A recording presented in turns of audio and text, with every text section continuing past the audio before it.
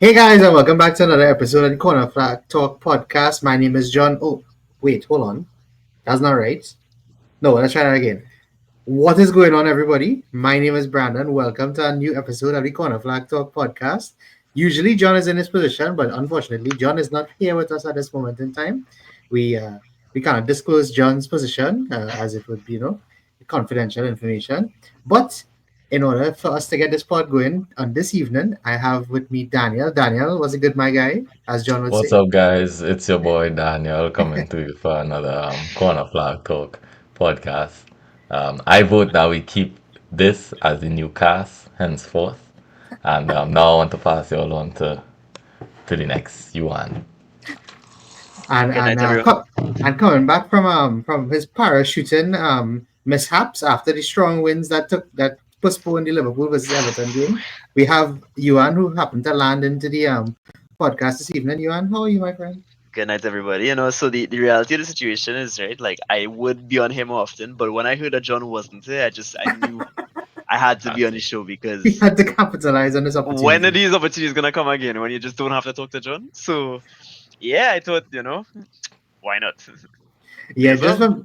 just information for anybody who's been listening to the pod for a long time. This is actually the second time I'm hosting the pod, and the first time was winning a bet over John because he told me that he thought Gabriel Jesus would score 12 goals in the league season, and that still has never happened, and he's been there like about 3 years. So, you know, Yeah, that it's will never happen. the most wonderful time of the year.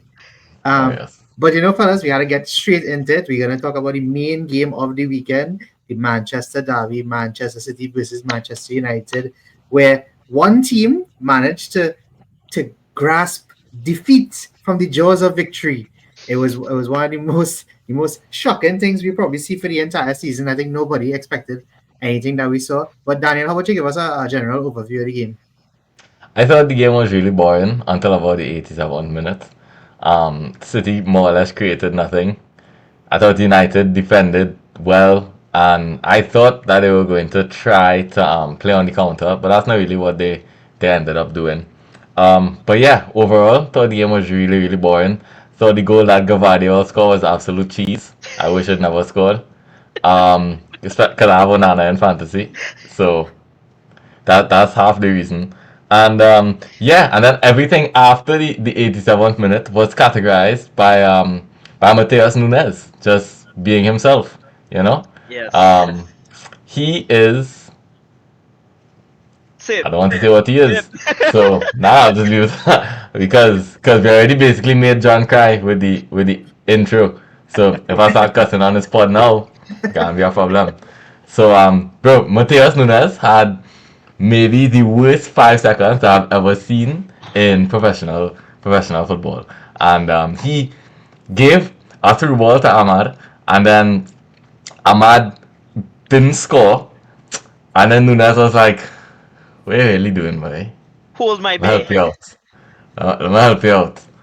And proceeded to give him the worst tackle in the box that you could possibly give an attacker. So yeah, and then I also felt like for the second goal, if he sprinted instead of jogging, maybe he'll clear that off the line as well. But he jogged instead of sprinting, so that's fine. And yeah, upset I guess, but I don't really know. Felt like both teams kind of lost. Well, I mean, I still trying to get over the fact that I saw that Guardiola actually tried to backheel the shot off the line. Yeah, that's In a 96, You see, this is the 96 problem minute. with these woke defenders these days, right? Everybody wanna yeah. be a ball playing defender first. I'm But Even telling you. defenders who when can't it comes defend. to clear the ball off the line, you trying Yeah. to back heel? What's going on Yeah, I with find you? that was crazy. That was But don't a worry, guys. He horrible has he decision. has X amount of goals this season, and none of them score with his strong foot, and his in play possession is fantastic. Exactly. Bro, Incredible. the man is invert more than anything else. But we Daniel just talked a lot about City there, but getting into United a little bit, I feel Amorim getting the biggest win of his tenure so far, a win against I think this is their first Big Six win. I can't remember in how many games, Yeah, in a while, but right? Before Ten yeah, Hag days. Yeah. yeah, a long time. So they've been struggling to get these kind of results over the past Hmm. few years. What did you see? What did you see from United specifically in that game? Firstly, big up my boy Devendra. If you're listening, he was in the He away was end, in the there. He home was end there. as an away fan. So that must have been terrifying. But As most um, City fans are. empty hearted. So I think Amorim he really got a favorable game in terms of the context coming in. Like United, the City can't win right now. They couldn't. The form is abysmal. They've been traipsing through whatever.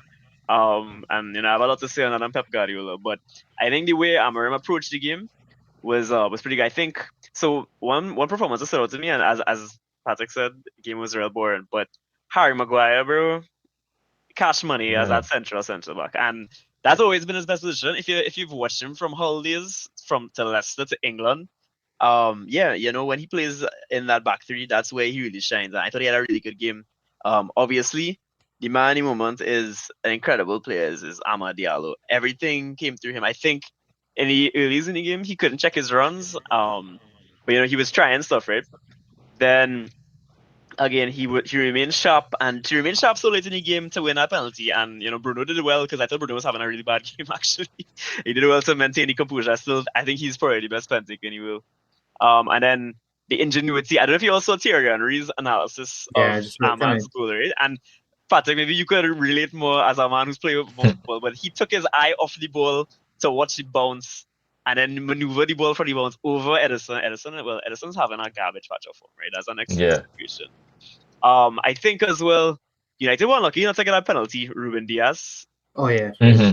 he's like a bull in a china shop, as they say, right? But I think when you look at how Amorim has he's made the use of what is there for him right now. Mazraoui is a fantastic player. 2 years ago on this podcast, I said he was like a fantastic signing, and he didn't really work out at Bayern, but he's been a fantastic signing for United. I think he did really really well. He handled Doku pretty well. Lissandro as the wide centre back has been really good in possession, and like just looking at all of that, even I thought Anthony coming on as a substitute, you could see immediately the focus there was the create space for Ahmad, and it did, right? So full marks to him. Maybe not the most impressive when you look at like how City playing, but it's a good thing to build momentum off of. And I say that as an object hitter, and to Rasmus Højlund's Instagram post, that's a 10 out of 10. Please keep it up, like that was fantastic. Kyle Walker, yeah, a shameful individual. No, and Yeah. the Oscar really did go to Karaoke. That was quite a Yeah. performance. I'm not gonna What lie. will his families think of it? No, it's very true. It's very true. Unacceptable. Yeah. But Daniel, we've been talking about Amorim and the kind of big calls that he's had to make since he's come into United, and the formation has been the main one. But I believe we saw the biggest decision that he made over the weekend was leaving out Rashford and Garnacho. And I Yeah. mean, at the end of the day, that didn't seem to affect them negatively. What did you think about us? I thought the lineup was interesting at first. It wasn't what I expected because Mount typically, starting, all kind of thing. yeah, and typically too, United would almost always approach this game from a counter-attacking point of view, right? Like, let's try to soak up pressure, hit them on the counter. Well, to hit them on the counter, you better have pace. Well, they decided to not really go with much pace apart from Højlund. Um, but yeah, I thought dropping Garnacho slash Rashford was strange, and I really only think it worked because Mount got injured and Bruno got to play a little bit higher. Had Mount kept his fitness, it might have been a slightly different story. Which is a crazy thing to say, but it is what it is. I kind of agreed with the back five for the day because you still have to show your respect to City as bad as they are. You don't want them to click against you. So I thought the precautionary approach made a lot of sense. I just felt like I wasn't sure how much sense starting Mount actually made. I think this was a perfect game to go with Xerxes at the 9 and then Højlund at the 10. I've been waiting to see this one, haven't got to see it yet. But who knows? Who knows what would have worked and what didn't? All we know is that what Amorim went with did work, and he's a coach, so there's only so much that I could really say. Oh, thought it was interesting to two more things. Sorry, then. Thought it was interesting going to Bruno deeper. I know that is for a ball progression point of view. Again, I really thought they were going to play on the counter, but they didn't. So that was interesting. I think in the end, the right call. And then second thing that I wanted to mention, I think Lisandro Martinez has to go. He is not going to fit into the system at all. He's too short, you know. And they concede way too many set pieces. So while he's looking good, sell him, I agree. get Yeah. the cash, get somebody tall, and that's it. You need three tall guys in the back there. That's how it's going to work. It's not going to work with this with a short man. Them midgets and them don't defend. Stop defending. It'll be quite interesting to see what he does going forward when Euro comes back. I could envision Euro, Maguire, and Mazraoui as these three centre backs.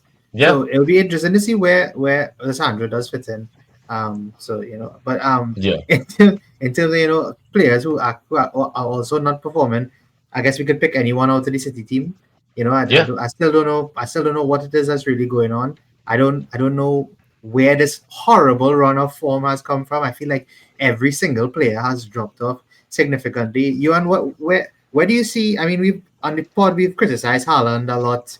We've criticized the defense a lot, but is there anything else that you see that we probably not haven't talked about yet? I've been a huge advocate of Bernardo Silva is not having a great season. Mm. But I mean, apart from that, I mean, I'm looking at some of the quality in the team, and it's just not there. What I do you think think about the team so one of the far? things I would Bernardo Silva, I agree with you, but I think he always tries to take responsibility. He was trying to get on the ball and whatever. I don't like him, as a person. But I'll give him that credit. And everybody's having a bad moment, I would say. I think it reflects really the most reflective thing is on Pep Boy. And I think when you look at these people, people it's a common opinion. People say, "Oh, he's the greatest." So it's him and Saf, right? So Alex Ferguson. And the biggest criticism of Pep has always been that he's never had to deal with any kind of like managerial adversity, as we say, right? Like all the good managers we talk about, like Mourinho's, the Ancelotti's, and even Klopp in recent times, right? Like they've dealt with these difficult situations, and none of them have pulled a run out as bad as far as I remember. I've watched Liverpool struggle and slump through a couple of months, but still pull it out the bag eventually, right?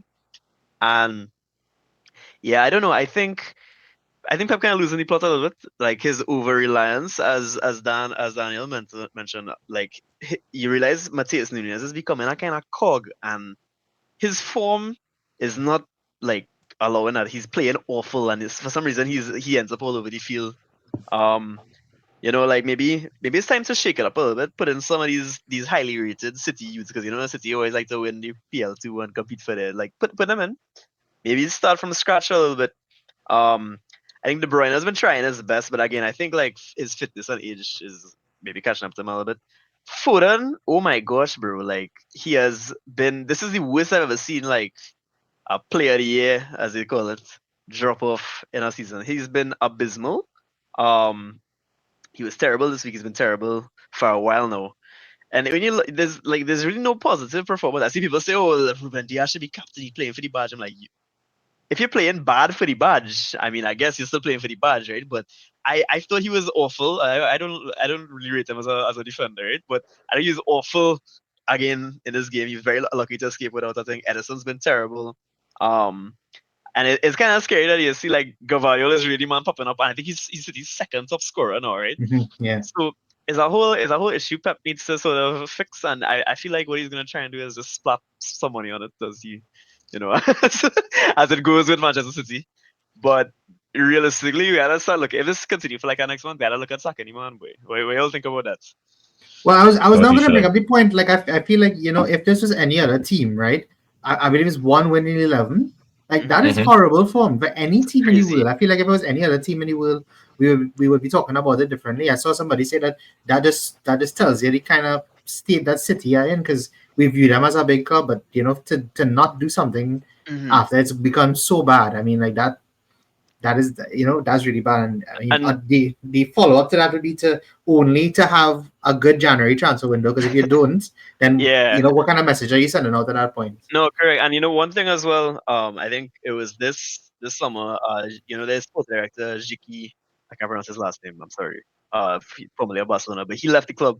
Is maybe it's just a cycle that has to change. Like this happens in football sometimes, and he's had them playing at a admittedly high level for however long. It's four in a row they win the Premier Leagues. Charges aside. But at what point does the fatigue kick in? And like sometimes one thing with Sir Alex Ferguson, I don't think any manager has ever really gone into that extent, is just managed to shake up a team at that amount now. And like maybe it's just time to shake it up. I mean, obviously, when you look at the raw talent on it, is like Erling Haaland, you're not gonna get rid of them. It might be time soon to kind of shift it up. Forget about what he's done for the club. Think about what's the best step going forward. However, he's probably signed a lot of NDAs, so that's probably why they don't want to, get rid of him in case he rats them out to the feds. So that's my other perspective. But yeah, I'll pass it back to O'Neill. Well, I was going to say, Daniel, so City's next 3 games, and these are the last 3 games they play for the year, Aston Villa, Everton, and Leicester.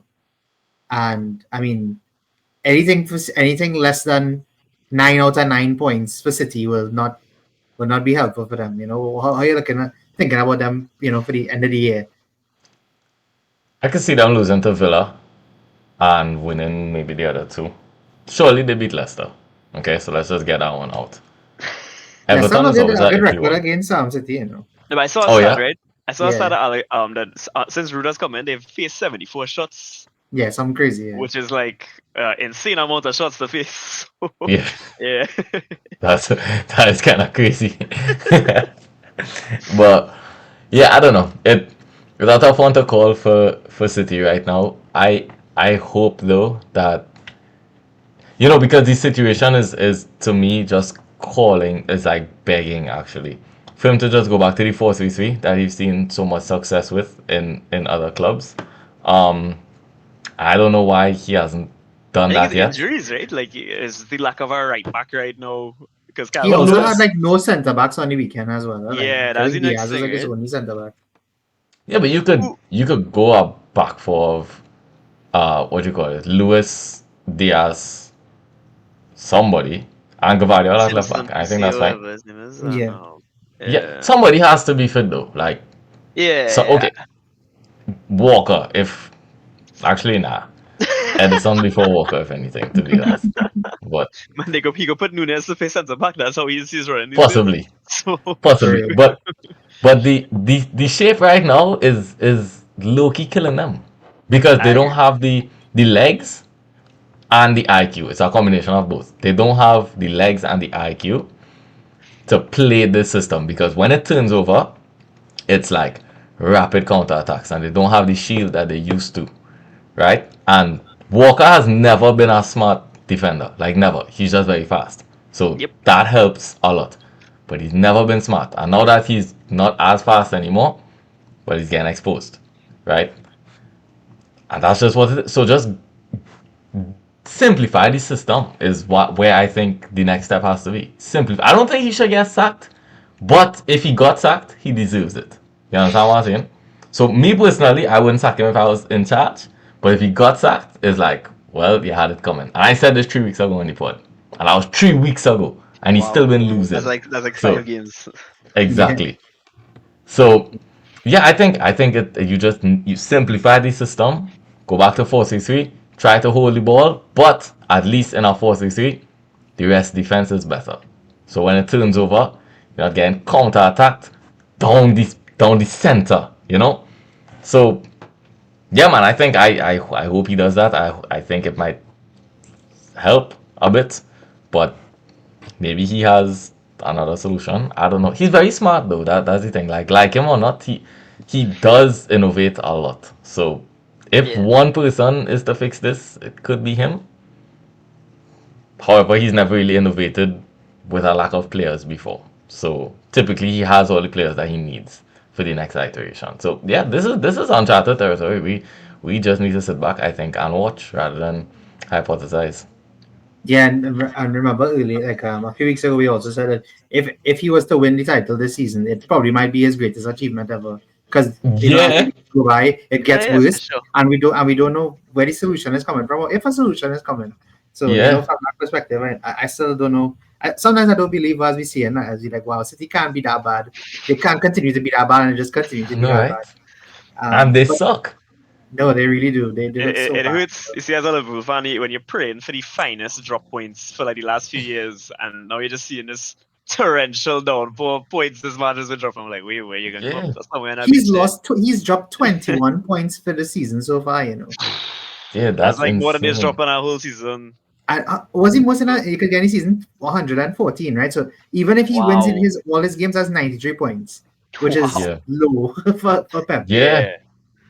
So that's kind of the level that we're looking at right now. But you finally, before we move on from this game, United's next three games are Bournemouth at home, Wolves away, Newcastle at home. Hmm. You think Amorim will build momentum on this, or you think you're going to see much of the same that we've been seeing from United? I think there's some tough fixtures, to be honest with you. I think Bournemouth at home. Is it Bournemouth at home? Then it's Everton away. No, Wolves away and then Sorry, Newcastle. Wolves away. Newcastle. So Wolves, new manager bounce. You kind of have to be wary of that. Newcastle is always a tough fixture, and Bournemouth have been playing some really good ball. Obviously, they didn't get a result today, but they've been playing some good ball. The underlying metrics are good, so it's tough for them. I think Amorim, like 6 points would be really good there. 7, actually, I think would be the benchmark. They're gonna try and win 2. But yeah, that's a tough ask. I think coming into January, we'll see we'll see exactly. There's a lot of talk about Ineos and the new owners and all kind of thing going on behind the scenes with Dan Ashworth and whatever. I think we'll really see how what they're made of when it comes to back and Amorim, because they need to supplement them with some signings. Particularly I think left back and right back. Well, wing back in this case has some really tough areas. Mazraoui is obviously fantastic, but Dallo as a left back, It don't look good. it don't look good at all. So he also has to undo the evil of Eric Ten Hag that he's put on that club a little bit. So you had to kind of adjust there. So we'll see if he can close out the year strong. That's enough momentum, I think. For the thing is that with United, I think expectations are very low, given the stats of the season, and they're currently 12th. So yeah, so I mean, are you like qualifying for the conference league at this point would be an achievement? Actually 13th. What? 13th? That's crazy. How did it drop? They won a game and moved from 12th to 13th? That isn't even... That's crazy. That's insane. That is real funny, actually. Obviously, That I hope is nothing comes of it, right? But yeah, I think like when you watch the kind of ball they play, and it's like you can tell Dallo's not a player. He really wants to be there. Delict, and Onana to some extent. I'm not sure how he feels about him. Lissandro, as you mentioned, I mean, jury's out on him. I don't know. As you mentioned, I don't know the physicality is one thing. Even I think I saw they keep talking about like whether he questions if Bruno could play as an 8 in the system. I don't think he have like that 8, the 8 there as Daniel said, like moving further forward when Mount came off really allowed him to get into better opportunities, right? Because he's a world class creator. But there's a lot of variables long term. Next 3 games, aim for these 7 points. Go into January with a little momentum. Try and make some signings and compete on whatever fronts you could. Yeah. Just sign half of Sporting and it should be fine, right? Exactly right. The Ten Hag approach. Correct. That'd be really funny if he actually gets a good players and actually works out for him, like Gyökeres and stuff like that. So as we wrap up this game, we will get into another type of rap. I don't know if you're gonna your Spotify rap this year, but rumor has it that Andy Robertson most listened to song on Spotify this year was "Man Down" by Rihanna. And that's exactly what he did during the game as he got sent off. And Liverpool played nearly the entire game with 10 men against Fulham, but managed to come out with a 2-2 draw. Johan, I know you watched the game. You thought I was at the game because I was updating so quickly. Yeah, boy. He was in front of football, I'll tell you that. BBC Radio is the greatest thing ever, bro. But tell me how you're feeling about it, because I know you didn't play last week. Some of the teams tried to capitalize and it didn't. I know, and then they had the opportunity to get back in winning ways and draw a game. That's not what you want to see from Robertson. So how are you feeling about that and moving forward?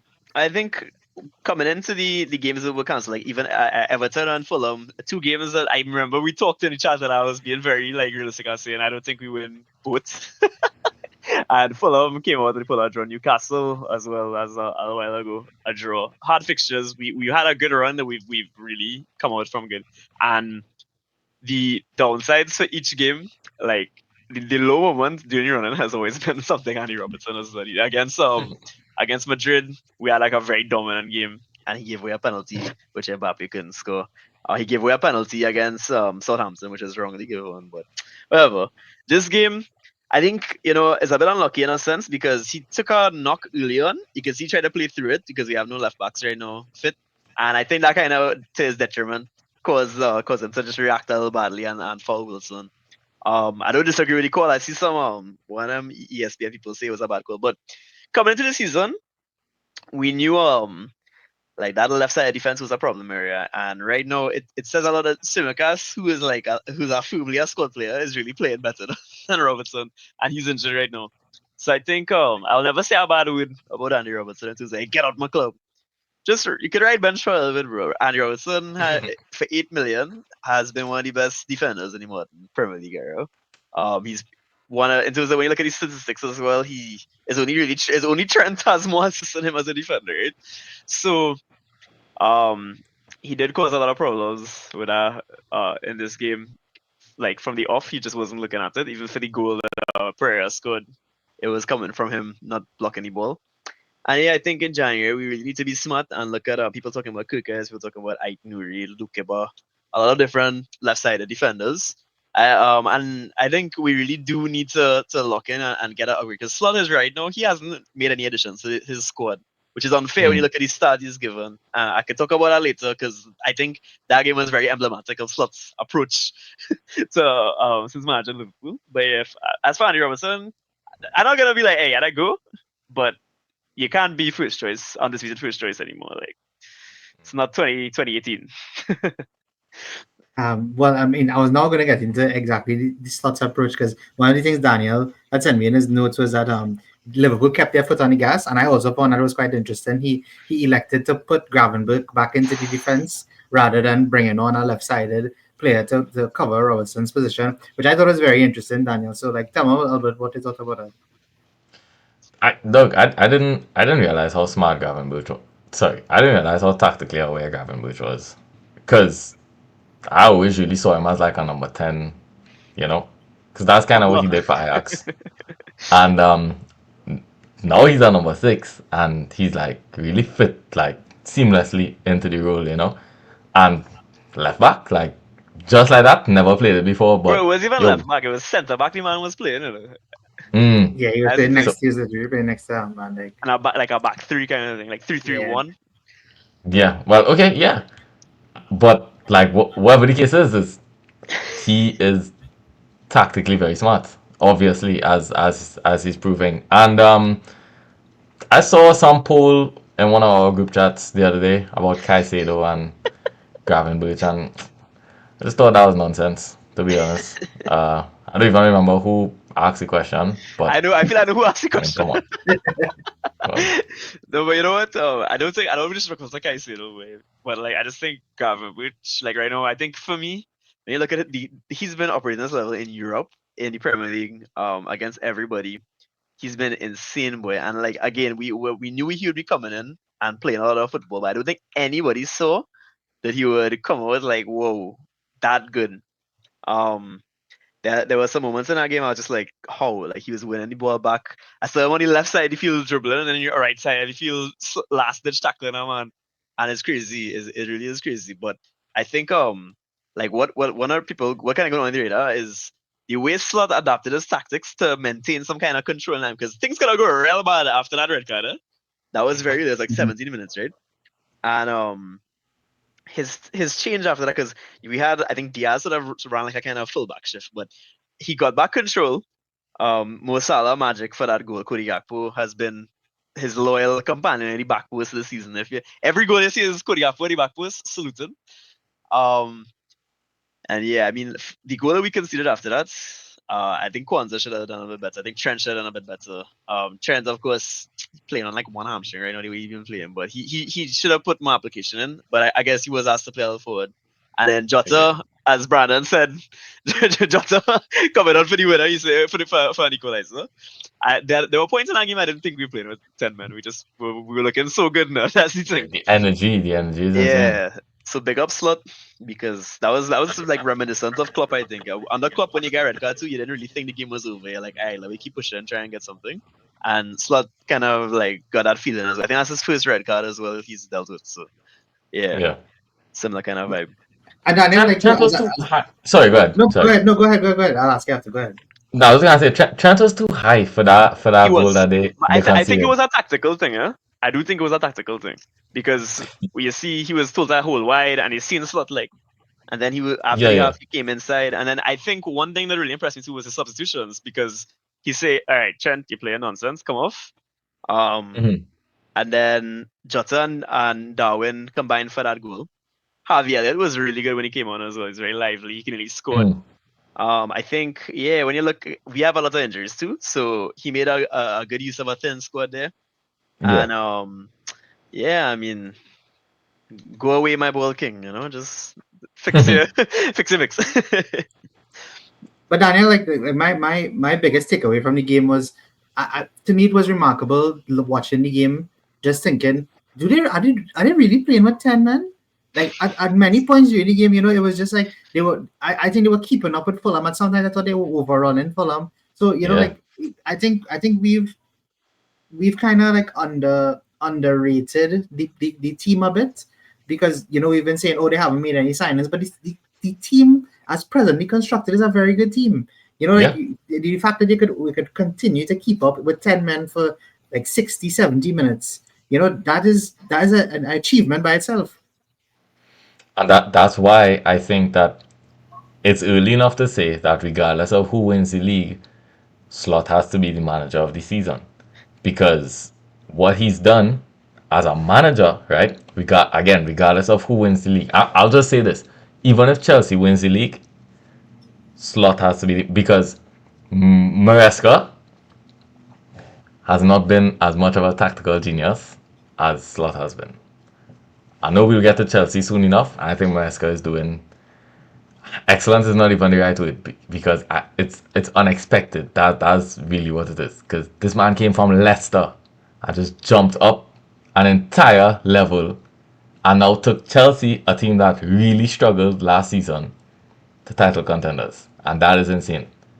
However, I still think that Slot is really flexing his brain right now. Like this is not normal because dog, they went down a man in like the 15th minute or whatever, and We the already down the 1-0 the at that point too. Huh? yeah. Wait, was it before or after? I Yeah, don't even remember. Robertson was at fault for the goal, so Nice. they set them So up. okay, so there we go, and the reaction made perfect sense. Cause I think typically the reaction to that would be to take off a forward to bring on a defender, and Ateta. then right, and then you try to exactly. And then, and then you try to counter for the rest of the game, soak pressure and counter. But he decided that okay, we down a man, we need to compensate in terms of energy. And on that, I think that was brilliant. I wouldn't have done it like that, but I think that was brilliant and so clearly worked on the day. A draw out of that game is like winning the Champions League, I think, because they should not they should lose that game, to be honest. Fulham is not an easy team to match energy wise, so they should have lost that game. But yeah, I think draw is a great result. They could have even won it, if we're We being should have won it. honest. We should Because have won I it. think the second goal that they conceded was absolute nonsense. Um, like, you and I hear what you say with the tactics. However, as a player, you have to use it. Like, the Nah, game you is do, so you do, situational, you know what I you do. mean? And that was So, disappointing. It was disappointing. Definitely was. yeah, And yeah, because it really just felt like the momentum was kind of yeah, went there, and we managed to pick it back up. But yeah, Trent had to do a lot yeah, better for that one. I agree. yeah. Thank God for Jota, though. What a Yeah, finish. gunman. Well, Yeah. it's scary that he now coming back, right? Like, I mean, the busiest part of the season, where you Uh-huh. need players like that to come back in. Jota coming back, I think, is probably the scariest part of everything, apart from them looking like 11 playing with 10. Oh, yeah. Before we move on from this, I just want to say a quick word on Fulham. I don't think any of us had Fulham, and most of the teams that are performing really well in the league so far performing as well as they are. But Fulham are only 3 points behind City. They're 4 points behind Forest in fourth place. How much Like, points? How much points in front of United? 2. Yeah, so the United slowly creeping back up. I think Fulham have had some real good performances. Like all their players have been playing. You have Iwobi's having a good season. Sanderberg is having a good season, like very underrated season from him. They have this fella Cuenca who is also very good in the game. Like Yeah, that, it was a crazy performance. I don't even know last time I heard about that Cuenca. It was for Barcelona. yep. So He came in because Calvin Bassey was suspended, right? suspended, yeah, And Joachim yeah, and Anderson is also suspended, so he played a second string backline in that game, and yeah, he did and really that man well. came in and he did really well. I thought he was very, very, Yeah. very impressive. Unfortunately, they couldn't keep a clean sheet, but so a team that did keep a clean sheet and Oh also, yeah. came up against another team that kept a clean sheet was Arsenal and Everton as they drew Oh 0-0 yeah. at the Emirates. Nobody And, watched that game. Arsenal. Well, John watched the game, but Yeah. unfortunately, John is not here, so we don't have anybody to give a biased, an unbiased view of Ah. of the game. But Daniel, I don't know if you got a chance to watch the game. You have any insight into this one for us?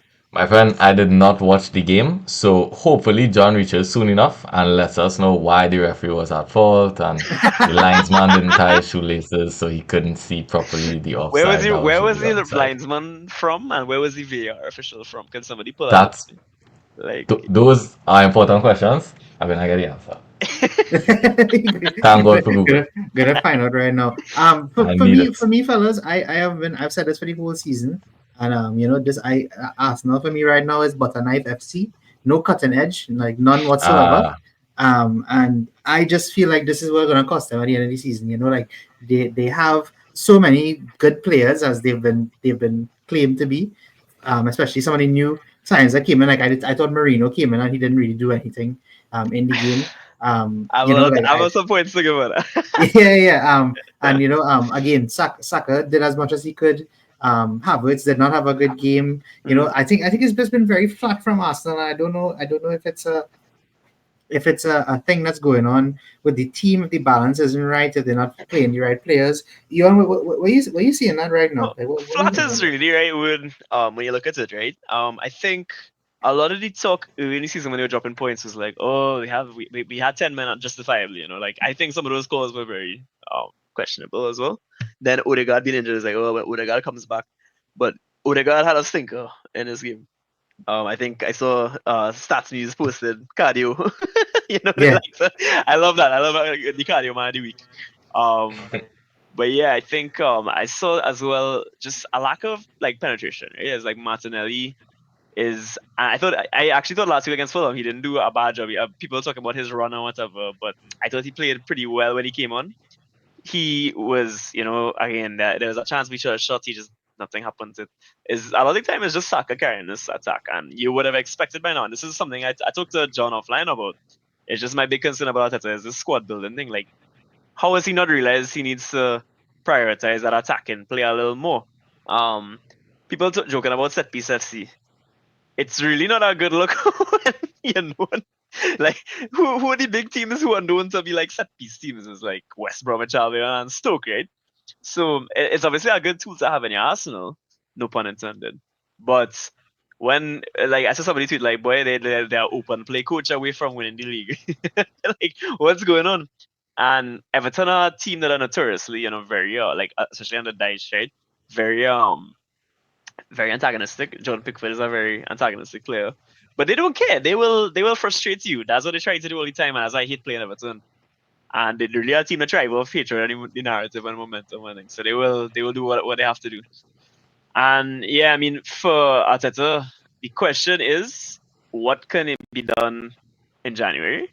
Because again, as you mentioned, is that lack of an edge, and beyond that is what can Arteta do? What can Arsenal do if Arteta refuses to address the issues? Right? Is the time up? I don't know. Arsenal fans might tell you one thing. I'm a big Arteta fan too. Like I was always Arteta in. Even when he was getting licks, I saw like the momentum. But I feel like now he's shifted. He had this expansive football period. Now he shifted the opposite way. He's trying to be too pragmatic, and that's costing him these victories, right? But they're doing well in Europe, so who knows? and yep, Daniel, you had Arsenal finishing first at the start of the year. I know you had them winning the yep, league. Where yeah, do you yeah. think they've fallen behind, and no, what do you think Arteta could do, or is there anything that you think he should have done that has led to this?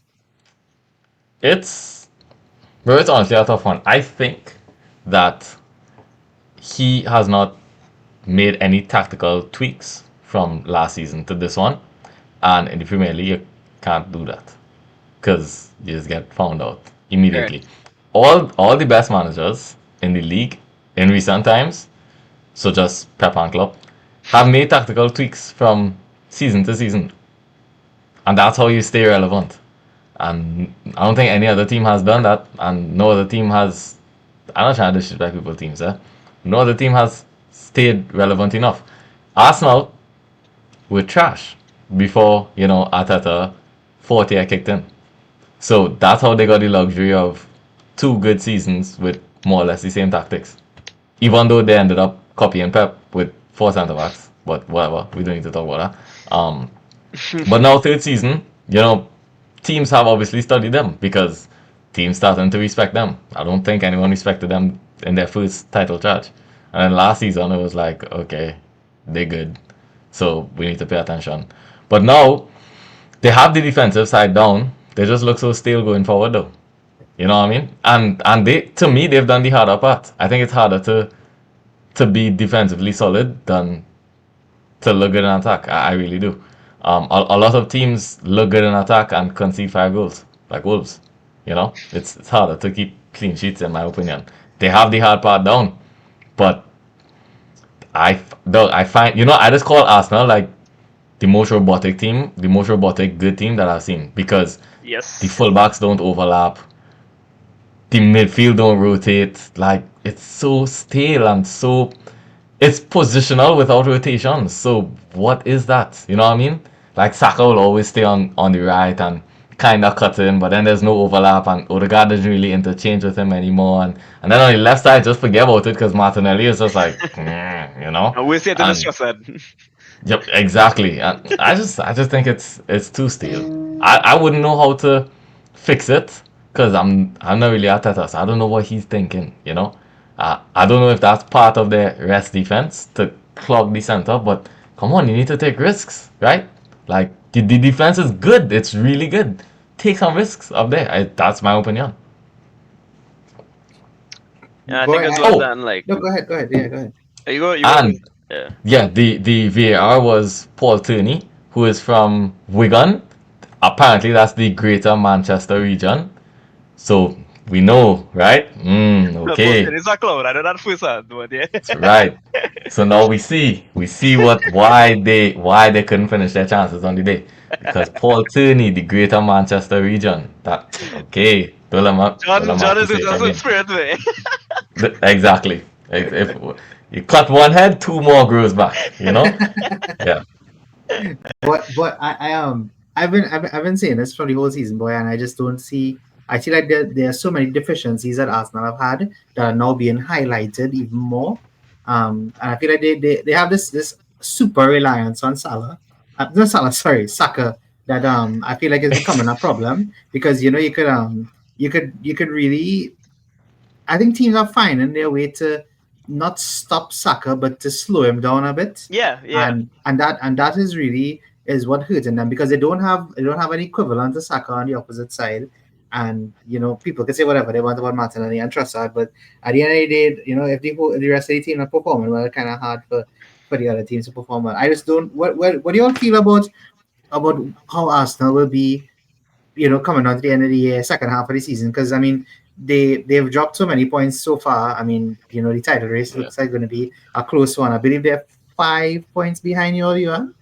Is it Something five? like that. Yeah, I think it's five I haven't points. been checking. Too early in the season for Yeah, I that. mean, when you're ahead, you know how to check. So um, That's not what um, good on that. so what do you all feel? What do you all feel about Arsenal? With respect to the title race. I think as you mentioned, right? So this season, and this is like I'm probably will go back on this point later as well, and I just talk about this some more. But because of how City has been, and obviously Klopp leaving the league, another powerhouse, and then this sort of staleness from Arsenal, it's become like a season where it kind of reminds me of like the Leicester season, where it's like a transitional Mm, period for a lot of teams, and the throne is there for the taking, right? We like how when was that the last time we see like two new managers really, number one and number two, gunning it out. Number three is Arteta. Number four, who's number four right now though? Is it Brighton? No, Forest. for us. It's always a Let's rotated go. cast there, and we see Chris like a Wood. lot of these. But we seeing a very open Premier League, as you mentioned, right? And that's exciting. That's really exciting, and it really it helps out teams like who have less time together, like my team and your team, Brandon. And for Arsenal, I think it put a little pressure on them. City Mhm. obviously under like real pressure. Pep trying to take Yeah. that on his big head. But I think for Yeah. Arteta too, it is a lot of pressure because he's not stupid. He'll know that the expectation was that as soon as Pep misstep, he was supposed to Yeah. come and run away, right? So that pressure is gonna be building up. Um Mhm. and like I think, it's hard for the players as well. I think especially like for players like Saka and whatever. Saka is like the Arsenal through and through man, right? Um it's gonna be tough. And yeah, we'll see how how that keeps up. I still think they'll kick on and still make a run for it, but they have to kick into gear really quickly because things could change just like that. One bad result again means when I was watching the game, I actually was more focused on my game. I didn't really expect Arsenal to score for some reason. Like in my, you just have a feeling. I'm like, I don't really think Arsenal are gonna score a goal against Everton for some reason, and I was more focused on my game. And when I finished the game, I was like, well, at least Arsenal didn't win. But Mhm. yeah, we'll see how that pressure kind of builds up on him a little bit, and how he reacts to adversity. If he's anything like his mentor Pep Guardiola in facing adversity, then we might expect him to completely fly away. But we'll see. It's gonna be Shake his exciting for head. sure. Start Daniel, scratching. anything you want to add there, Daniel? Before we move on? Yeah, I think I can finally say this because John not here. Again, John, I know listen back to this dog. Don't personal, right? But I don't think Saka is, you know, I can't subscribe to that one. Boy. I you love know. Bukayo Saka. The only thing is, I don't think Arteta creates the best environment for him. Boy. Like Mhm. you Yeah. can't have this man like steadily no help for what 3 years now, trying to do his thing because the Saka every time you play him is something happening. Even against Fulham, he was there torturing Anthony Robertson, who's somebody who played really well this weekend. Yeah, yeah. Against us, he had Robertson on strings, but whatever. That's happened.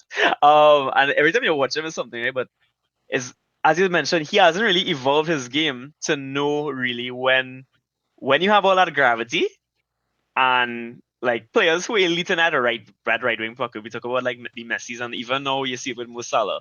Salah might know how to use just his being there to influence a player, now. And like that Saka hasn't learned that. He's young, so is support the man. Give him a good cast. Martinelli has been playing bad for like a season. Havertz, I don't know whoever you listen to have a different opinion about Havertz. I personally find the man really been kicking on that well, but whatever. Trossard, what about him? Jesus hasn't scored since whenever. It's just Saka though, right now. No, I agree with you there, you know. I think Saka is a really good player. Like really, really good player. I don't think the team should be platformed around him because of the type of player that he is. He's That's not, fair. in my opinion, he's not really gifted. You know what I mean? Like I would, That's crazy. I'm telling you, if I compared like Saka's brand to, this is the perfect person then, to Foden's brand, I would put Foden in my team every single time because that is a gifted player. Big man thing. Saka is, to me, he reminds me very much of like American players. It's like very physical, it's very robotic. To me, Saka is the peak of system player, but I can't see him like out and out just winning games all the time. That's an interesting take. Well, Yeah, that food and one, think you lose some respect there, boy. that's fine, and that's fine. But like when you watch Foden operate, like that is a real technician. You know what I mean? Okay, no, well, I understand what you're saying, but I mean, Yeah, Fulham and too cushion for me, boy. When you watch again, like right now, there's a whole adversity situation that City dealing with, mhm. and he's just. I think you would get more from Saka in that situation than you would with Fulham. My It's opinion. possible. I think Saka has cracked the code to end product, and that's what the game is about. You know, Okay, yeah. talent wise, for me, that's why I compare him to the true American because he is all about the end product.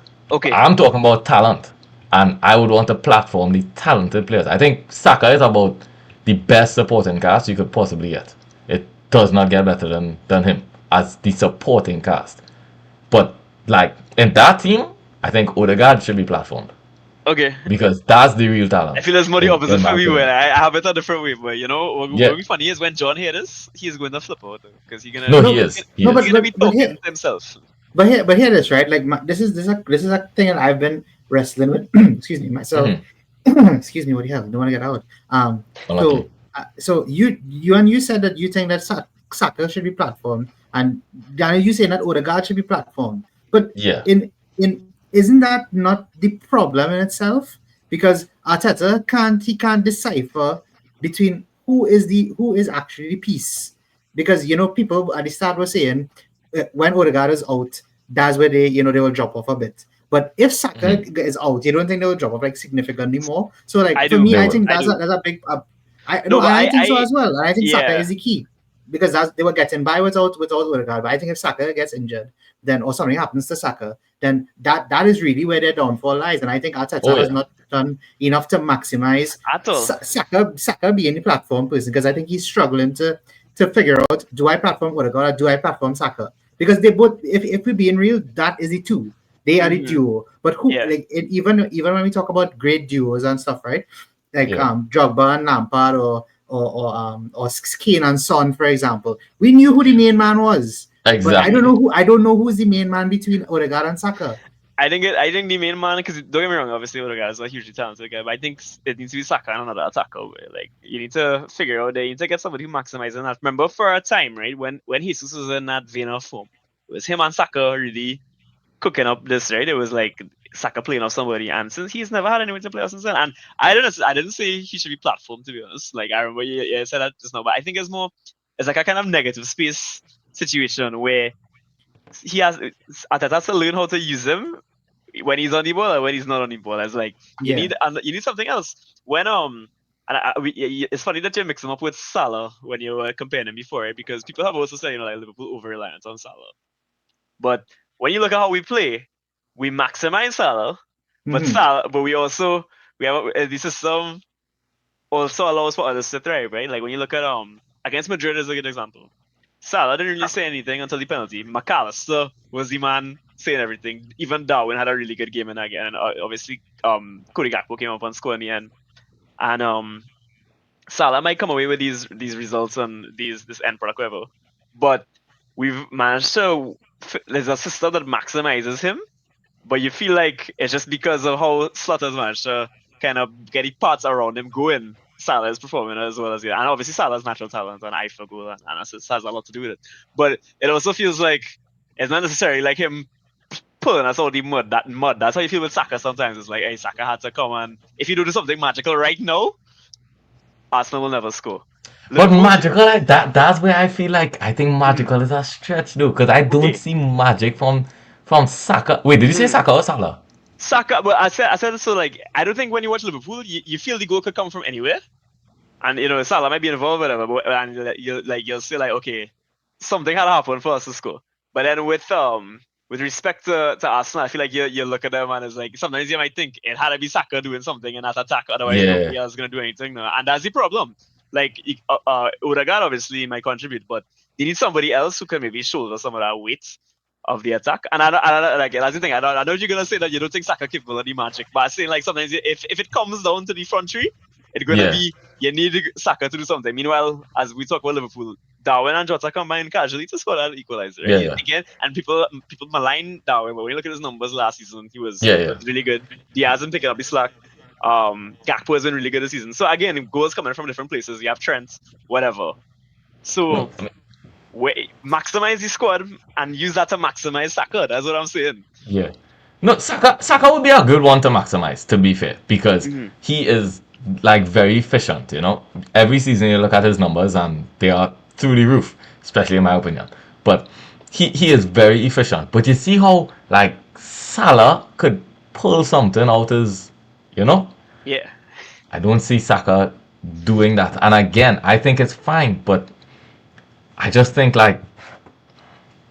we need to be more real about Saka's capabilities, because I think he's at his ceiling. I don't see him Think so? ever breaking beyond.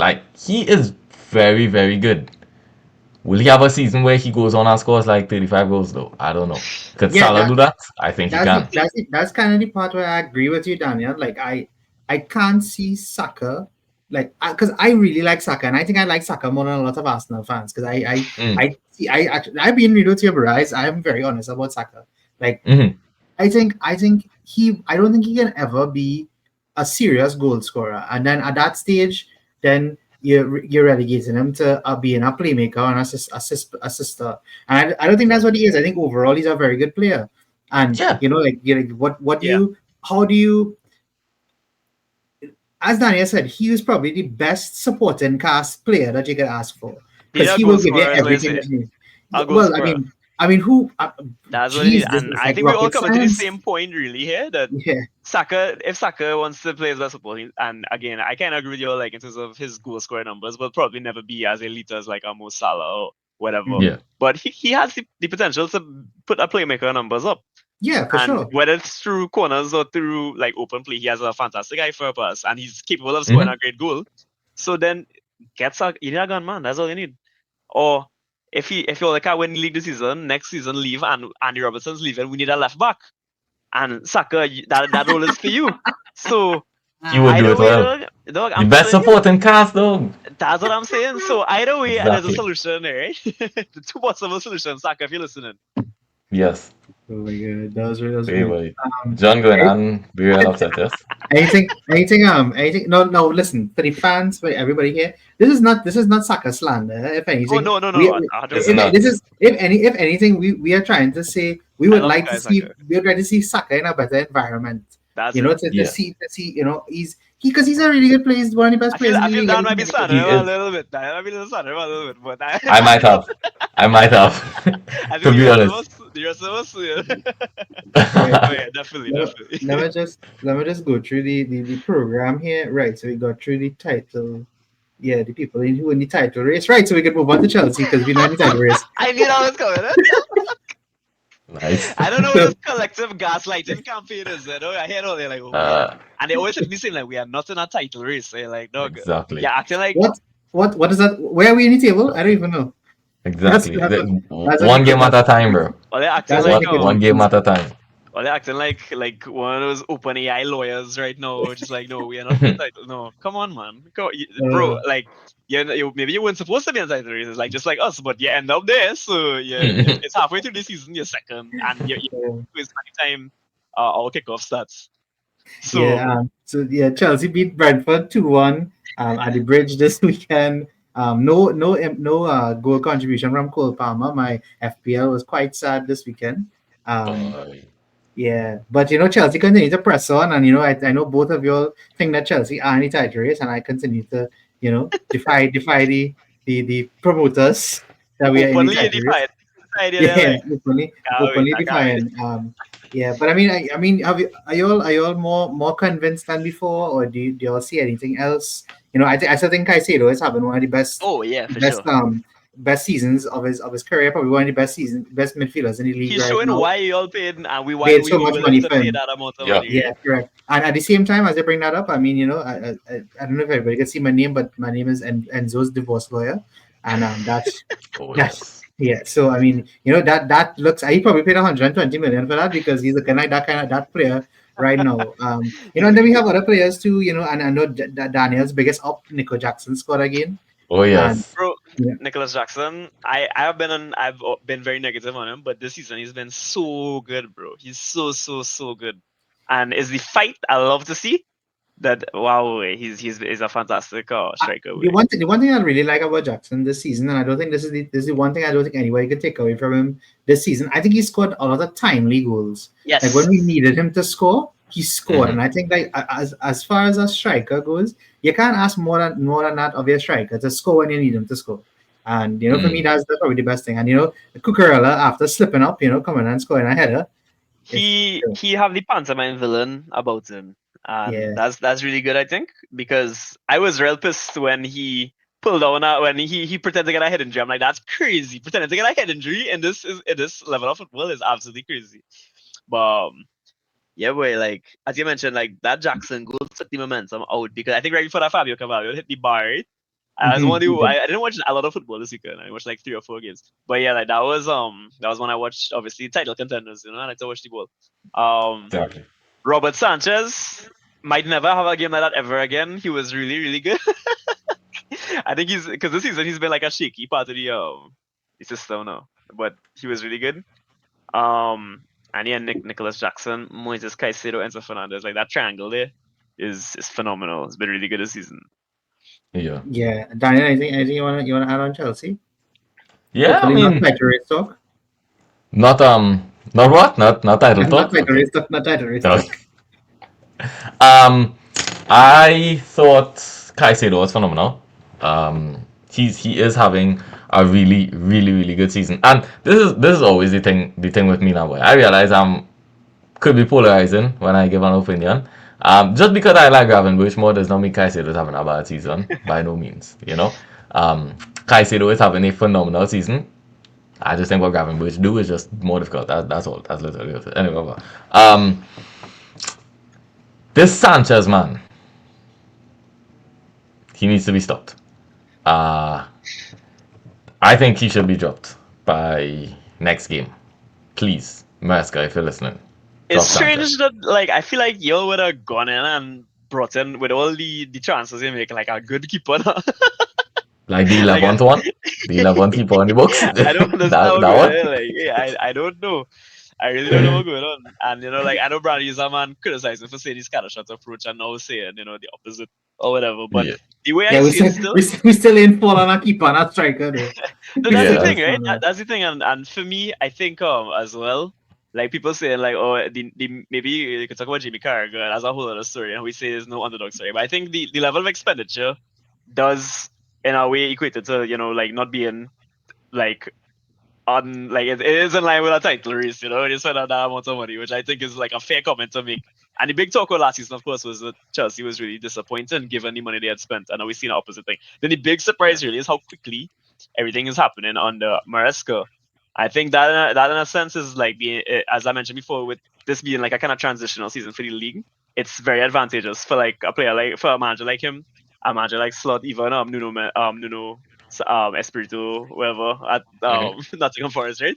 So we seeing that with him there, and the fact that Chelsea could play two squads is very beneficial for them in the title race because Liverpool is the opposite. Liverpool playing half a squad right now, so that's where I think um they're not playing like it's not like peak Pep against Klopp years, but right now we shaping up for a different kind of race where there's a lot of there's maybe a little more room for slip ups. Not the standards might not be as high. I know it's exciting. It definitely is exciting. And Chelsea right now they kind of remind me of Liverpool pre-Virgil, in a sense where they kind of leak in some goals sometimes, but the attack is really good. I think Palmer had a good game as well, even though he didn't contribute. He played really well. And yeah, Bro, I he was mean, so close to contributing. yeah, Yeah, he he was. was. He really was. Like, I want to see. I feel like in January as well. Chelsea always guaranteed to spend. That's the thing, and I think that's where like a lot of the narrative come from. But they're gonna probably buy somebody else and who could maybe yeah. augment the challenge, right?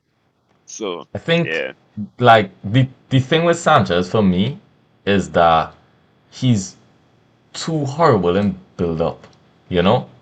which is strange, eh? The yeah, I look because he came from Brighton. Exactly. That's why it's so strange. But I looked at him, like him specifically, when the ball gets to him, he really panics. Like He does. a lot of times he just goes long when he could pivot or break lines.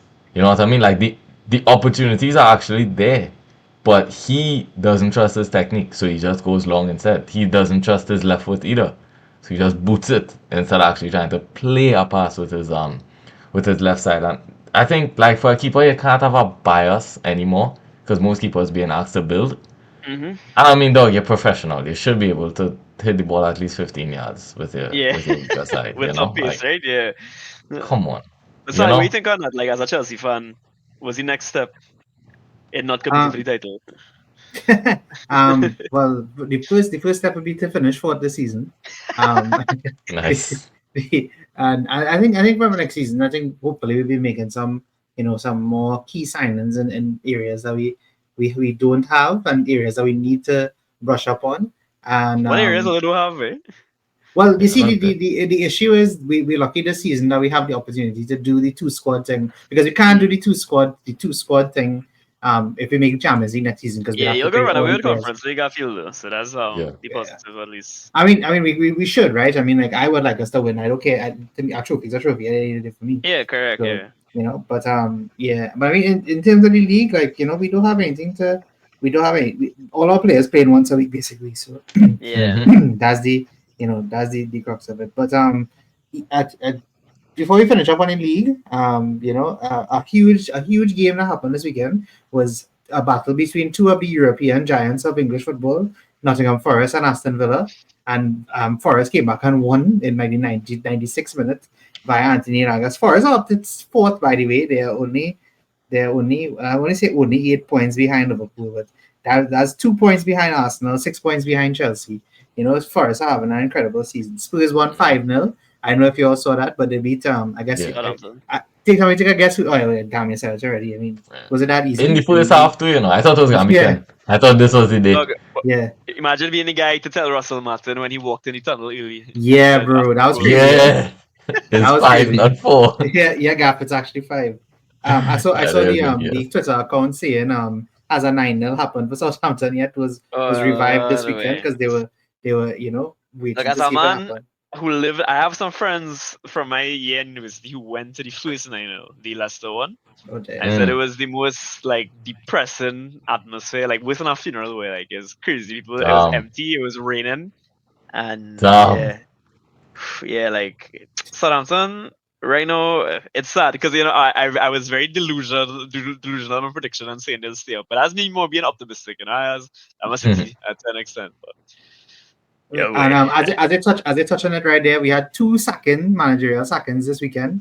Russell Martin, was sacked by Southampton, and Gary O'Neill was sacked by It's Wolves. about time. Yeah, I mean, like in terms of both of them, I know like they have some options lined up. I saw Mark Hughes might be going to Southampton. I think that Oh might my be God. very interested for them.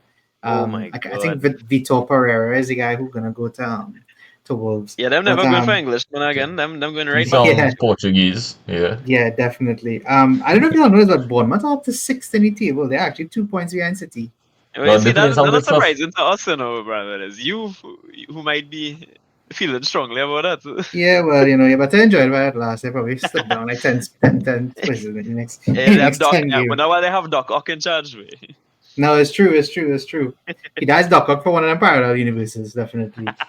So I know we just do a quick little roundup around Europe, and there's no better place to start than in La Liga because Barcelona are bottling it. I mean, No, Barcelona you. yeah, no, Barcelona not having a good time of it. Daniel, how have you been feeling over the past few weeks? Well, the thing is, Daniel, do you know over the past 5 games they've done a table to show all La Liga teams in the past 5 games? Do you know where you all are in that table? I could guess around 9th, 10th. You actually last. Wow. Oh, nice. Actually last. So, what's Nice. going wrong? What's going wrong? Yeah, there? what It's like- what really going on with Barcelona right now? Nah, this last game was really a case of pure unlucky. Like a lot of good chances were created, and they were simply missed. That's how it goes sometimes. The thing is, like with this system, it relies on you scoring goals. I have no problem with that.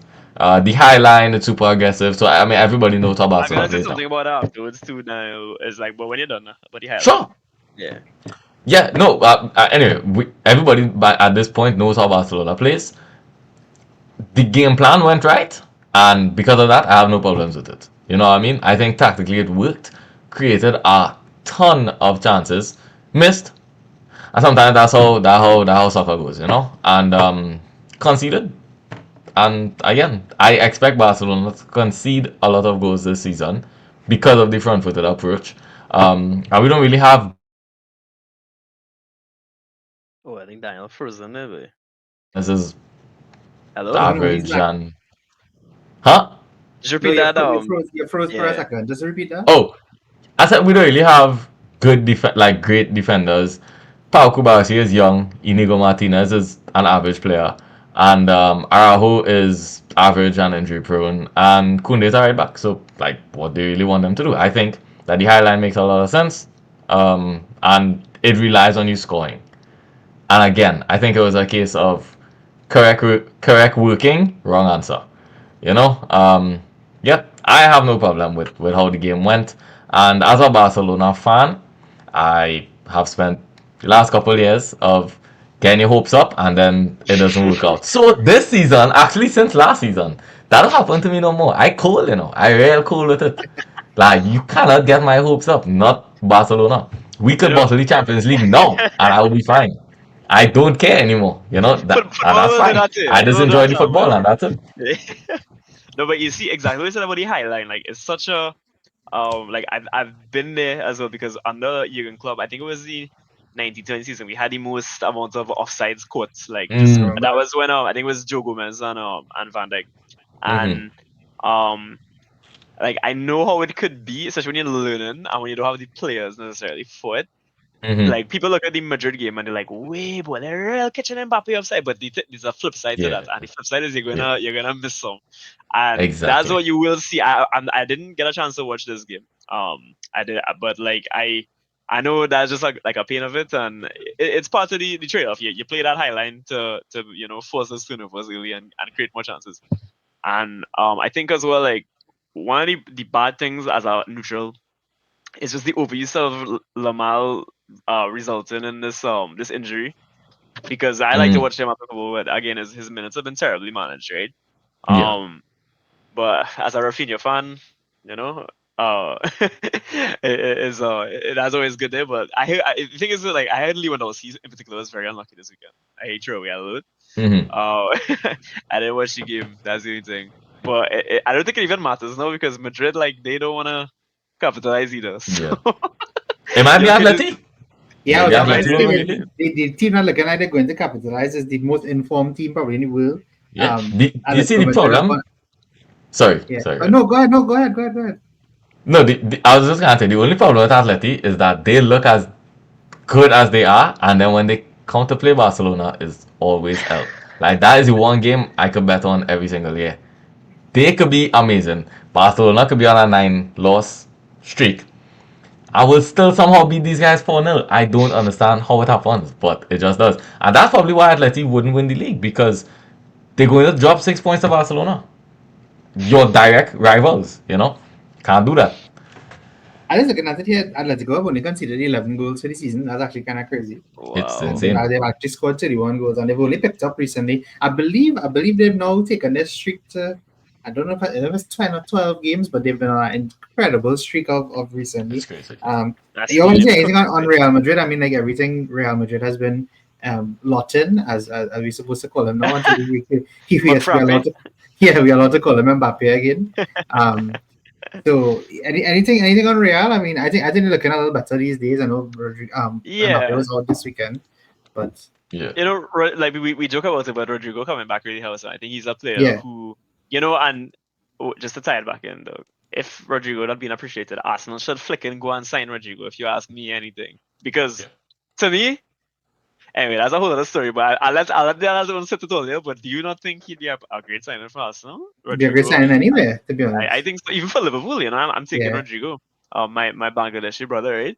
But he's back. He's in the goals. I think Bless you, brother. Freddy Valverde right now, where like again, he's a player who is unappreciated, man. Like he's come up with some big goals. Hmm. Um, he's to me probably the most complete midfielder to have right now. I did say in our group chat that Gravenberg is probably the most informed, but I need to. We always forget about Valverde. He always informed too, and whether he's playing right back, midfield, or whatever. But yeah, I think the problem again, and it's something that a lot of Madrid fans, who maybe look past the hype of Mbappe. And I know my girlfriend, if she's listening, Jusha, shout out to you. She when they signed Mbappe, she's a Madrid fan, obviously. She's like, this doesn't make any sense because yeah, and it came to fruition as well. Like, who is defending for Madrid? Like, why is 40-year-old Lucas Vasquez coming in for 42-year-old Danny Carvajal? Wait. And if they're not playing, then is Valverde, and you have these centre back problems and whatever. It's there's always been a problem for them really. I think in January they might really be forced to go out and sign a defender, and they're gonna end up coming away with like Alfonso Davies. And well, Oh, maybe that would be Trent too. good We too. don't know what's going on with Trent, right? So it can be but again, like those are not defense first defenders. Like they are more on the ball players. Trent has been good Yeah. defense this season, body last game. But yeah, I mean, they need to prioritize really. I think just building that solidarity. It's something you talked about as well, Daniel. Just like even with look at Pep's City. Focus on going back to the basics. Focus on maintaining that compactness. That's basic football. If you play and if we go on certain evil right now and I miss two Mhm. chances, I'm going straight back in the back to take some touches and pass it around, right? And it goes everywhere. You can't go anywhere without a strong foundation. And I think even Liverpool to an extent we've seen that Kanate has been always starting to leak goals. And as a result of us not signing us, the last centre back we signed was Kanate. How long was that, Brandon? That was like 3, 4 Years years ago. ago, right? So again, we need to reinforce these positions, and again, it comes back, especially in these kind of wild seasons. We kind of go with the momentum. I think every league in the world is kind of fire right now, though. Like La Liga, with this kind of Yeah. know you. Yeah. The Premier League is wide open. Nobody Yeah. cares about the Syria. Bundesliga. Syria is fantastic. Yeah. We're seeing. I don't know if you also Che Adams' goal last week. He scored from half field. Yeah, I so didn't see that. it. Also, what Che Adams is at Torino. What the hell? Anyway, but crazy crossovers. But yeah, like these managers you can't get taken up in the wildness, and this is just a general statement. I think a lot of these teams are struggling. Look back. Besides Arsenal need to look forward, but look back. Look at the Yeah. defense. Start to build from there. And Madrid is Correct. definitely one of those teams that needs to do that. I think. Correct is right. Um, you talked about Serie A there. If I don't know if either of you all know, but Atalanta is still on top of Serie A. Yeah, of course, Yeah. following that. Yeah. Napoli are second. Inter won 6-0 today. Yeah. So Oh, they they are won today. And six yeah, different scores in and Oh six game. wow. different scorers, yeah. And Yeah. yeah, kept a clean sheet. Napoli have only conceded 11 goals, so Fiorentina, Juventus have Conte 0 losses, but 10 draws in the league. Yeah. Serie A has been quite Invincible's form. yeah, Yeah. invincible. Correct. Hey, Um, but can we shout out something? I saw Paul Scholes, I think he posted about it, but Kenan Yildiz, bro, what a player! oh And yeah, from I know he's some of us have good, been yeah. our way, right? But I'm glad that he played this well against City last week, and he managed to just kind of show mm, the world who he is, because he's one of those like left wing prospects. Again, Ateta, what you doing? Look at him. He's young, but he's a killer. Get mhm. Anyway, there's so many. I actually like to watch this Juventus like iteration on the Mata. Um, I think I look back at those highlights against City, such a good and I think he didn't score this weekend. Vlahovic scored a pen, somebody else scored. They played some great ball, man. Like I want to see. Hopefully they progress in Europe too. Yeah, I mean they most likely they look like they will. I mean Champions League and all going to be very interesting. I don't think there's anything else Oh to yeah. go about Europe. I mean Bayern lost this weekend. I mean I did. you know I messaged y'all in the chat, and my response was, "Who nobody cares." Somebody else was like, Oh. "Why you care about Bundesliga?" I'm just like, "Well, I just like to celebrate Bayern downfall. Personally, I don't like Bayern Munich." Um, Bayern and Ops. It's a Bayern and friends. literally, bro. Like honestly, um, yeah, I'm looking at a company with a microscope, because as I mentioned before, there's nothing he can do to impress me unless you win like the triple, though. Winning the Yeah. Bundesliga is not going to cut it, and I like nobody expected. Did anybody expect Leverkusen to come out and pull our back to back? I don't know. No, not really. I don't think anybody did. Nah. And then Yeah. Dortmund is Dortmund. Maybe But the then real Bayern, Harry Kane followers understand that they could do it. nah, Uh, true. I would Yeah. say Frankfurt and Omar Mamouche, right? But it's not gonna happen. However, Mamouche Yeah. every week Where is a he come club, right? from? Because I didn't know who he was before the He was at season. Frankfurt before. I watched him play in Afcon last year this year for Egypt, because he's at Frankfurt, I think, still. But like I didn't realize how good his free kick bag is, where his set pieces are really, really good. If you've seen Yeah. like his goals on it, this Yeah. season he's in some serious. I really hope he can push on and get a big move at the end of the year or whatever. Because Yeah. I as a Salah fan too, I like to see the Egyptians kind of thrive as well. I Well, wanna bring him see to him bring some Liverpool. That's international. all it is. Yeah, so it's Bring an him to interesting thing. Liverpool. Is that maybe a topic for another pod? But I mean, if he comes, I'll welcome it. Definitely. Yeah. But yeah, I'm a Darwin fan. I know that. Fair enough. Fair enough. These Darwin and Jackson fans, I don't understand them. I And simply at don't. this point, now we're testing, man. But like you see, he really back in with our assist this weekend. I'm With like, the you know assist. what? Uh, Yeah, I like that. But mm. somebody tweeted as well. He's a Darwin is a very Atletico Madrid player, and somebody else tweeted that he's like cash money for a 4-4-2 kind of striker, you know. And I agreed with those things. I think I he can see has that. that. I Yeah, can see the 4-4-2. his best football for us is coming up front too with Salah. So again, Mm. yeah, that's proper football, as Sean Okay, Dyche okay, would yes, say. yes. Yeah. Proper football. Yep. Yeah, I think we could probably end it there. I don't think we have anything else to cover. I think we did We pretty well. could just leave it running on Battle John for a little bit more if you want, but why Yeah, not but to defend himself, you know? I'll press Okay. end recording before we do that though. So Nah, Nah. but that's only Patreon. true, we have Uh, to play the Patreon. True. This is also going to be the last part of the year. So we yeah. won't be back until the new year. Hopefully it won't be too long going into the start of the new year, into the season. But as always, thank you all for being here with us. We really appreciate all the support for the whole year of 2024. And we hope you all have an excellent Christmas season. Drink plenty sorrel, eat plenty pasta and ham if you can, or if you're originals. Or stay Um, warm Those if were you're like them. me and Nicole. I you'll could be be easier, Ah, you'll be home soon. Don't worry about you. And yeah, so everybody, have a Merry Christmas and Happy New Happy New Year. Year. And we will okay. see you all back in the New Year. So until then, Mm. guys, we'll check you later. Peace out.